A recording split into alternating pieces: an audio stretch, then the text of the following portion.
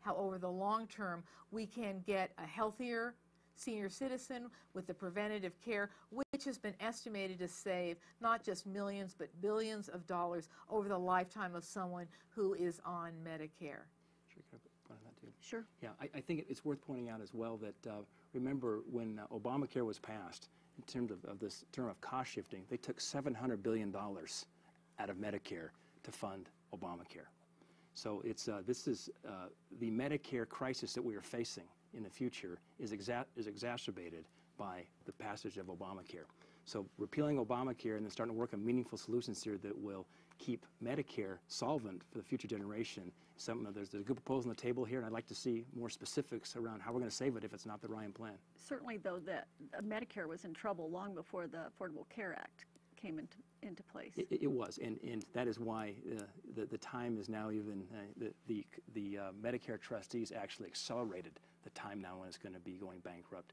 And that is why it's critical that we have these discussions now instead of just trying to delay this for, the same, I'll say whatever it takes to get elected.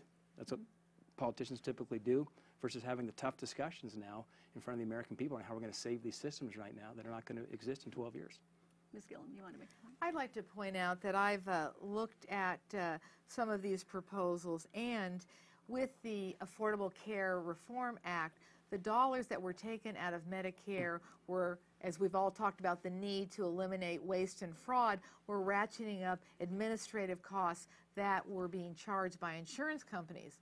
So that is another challenge that I have with the Ryan plan. If we go to a voucher system, then senior citizens will continue to have to negotiate with the insurance companies, and we might end up with even greater administrative costs. We all want to have smart government, efficient government, and I think that that's a positive of the Health Care Reform Act, that those dollars are going to come out of what were perceived as tightening the belt for administrative costs and expenditures. Okay, thank you.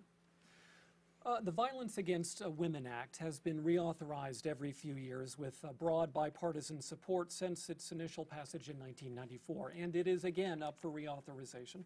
But for the first time, it's caught between two opposing versions. Proponents of the Senate version say it addresses the need for increased accessibility for gay and transgendered Americans, provides for the safety and protections of immigrant victims, and offers safety for Indian women by increasing the ability for tribes to prosecute domestic violence crimes on tribal lands. Now, the House version does not mention sexual orientation. It's gender neutral, does not offer a path to citizenship for undocumented immigrants who've been abused, and would not allow Native women to take non-tribal accused abusers to tribal court.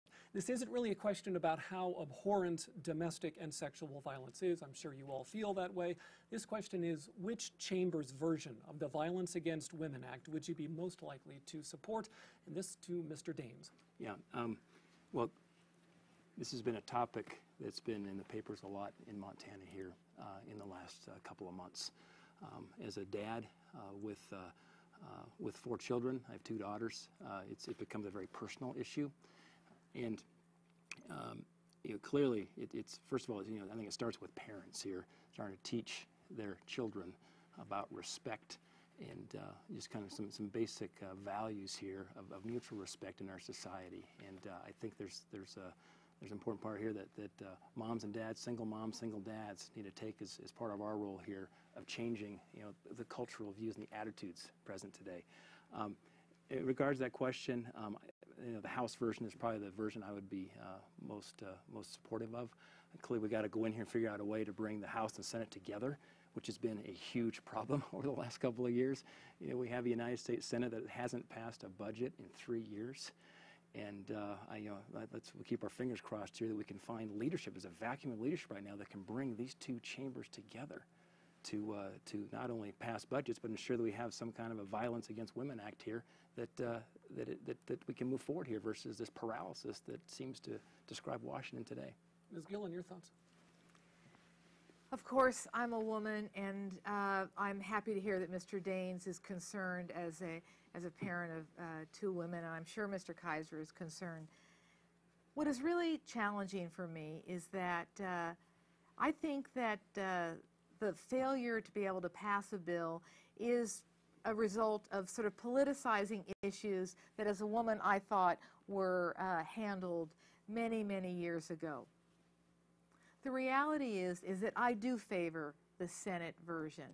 I think it's very important to have those additional protections and safeguards for gays and transgender because I'm a strong believer in civil liberties and civil rights. I carried in the Montana legislature an anti-bullying bill. And I tried to get bipartisan support, and I did in the Senate, but in the House I was not able to get bipartisan support for many of the reasons that the U.S. House refuses to pass this important and critical piece of legislation. It's time that we send problem solvers there. It's time that we send a clear signal to women and men across this United States that we can work together, but we also need to protect people because the reality is that those additional safeguards in the Senate version are very much needed, particularly where we have 7 Native American reservations. And everyone, I think, on those reservations agrees those are important provisions, and I would support that. Mr. Kaiser? House version. Because? Actually, you know, I find it amazing that people look to Washington to solve what is a problem that is vastly different in a lot of the different states. And how it is we look to, you know, mainly 400 and some men to dictate all these rules. I think it'd be best served if all these social issues were handled on a state by let the states deal with it. I just think it's absurd to look to Washington for that answer. It seems like your first gut instinct was the House version. Yeah. And if I had to probe that a little more, what do you think? I wouldn't have. Yeah. No. Neither. I'd just say let the states deal with it. Let the states deal with it. Mr. Daines, you said you probably lean towards the House version as well. You didn't explain why. Why do you think? Yeah, I think that you know, in spending time with most Montanans, I think you start. Again, we need to have something in place there that protects. This is a Violence Against Women Act, so forth. So let's stay true with what the original intent was here, which is we're here to protect women. As we've seen certainly in the last few months around the state, it's been a big problem. So let's stay focused on where the real problem is, and that's why I'd be supportive of the House version. Thank you, sir. Well, we're now going to break the format for just a short time, and we're going to Don Anderson Hall on the University of Montana campus. We can take 2 questions from UM student Micah Nielsen. Each candidate will have 1.5 minutes to answer, and the floor is yours. Micah, take her away. Thanks. National student loan debt has grown by more than 60% in the last 5 years. In addition, Congress nearly allowed the interest rate on student loans to drastically rise. If elected, how will you ensure that the interest rates on loans are affordable for students? Ball's in your court. Thank you. As I said before, Micah, you can't talk about rebuilding or getting the economy back on track unless you talk about education.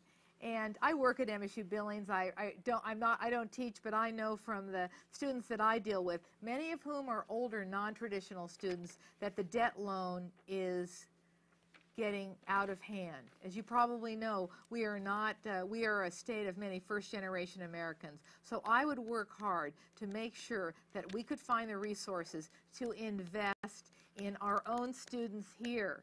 And you know, one of the ways I might do it is to say, hey, listen, it's time that we close the unfair loopholes, tax loopholes that incentivize people or reward people for shipping jobs overseas. We need to get realistic. It's time to invest in our generation, the future, and also to invest in the United States. And I also would not support the Ryan budget efforts to slash the funding that goes into Pell Grants. It's important to remember that in Montana, almost 50% of our students at 2- and 4-year institutions, as well as other certificate programs, not only do they get Pell Grants, but they're eligible. And when I say they're eligible, that means that their personal financial circumstances are such that they need help.